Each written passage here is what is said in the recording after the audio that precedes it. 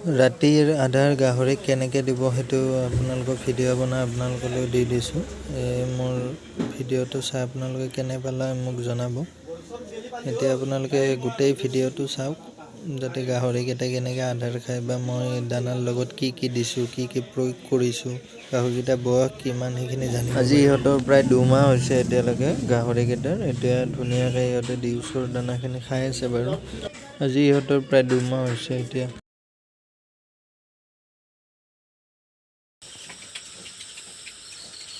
ইয়াতেও খাই আছে।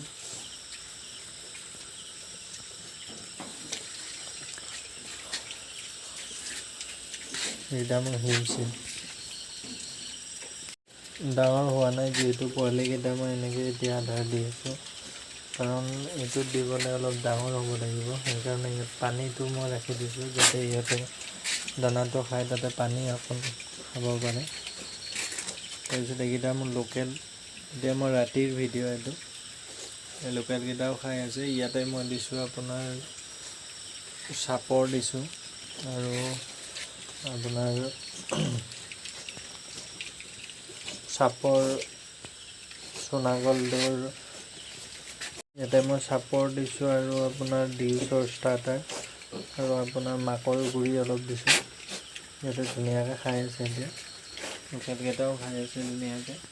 চাব পাৰে আপোনালোকে। এইটো ৰাতিৰ ভিডিঅ' হয়। অলপ পানী খোৱাটো এতিয়া ইয়াতে কৰাই দিছোঁ, কাৰণ ইয়াতে ডাঙৰ হ'লে তাতে দানা খাব, তাতে পানী নাখায়। ভিডিঅ'ত মই আপোনালোকক দিনত মোৰ ফাৰ্মখন দেখুৱাম।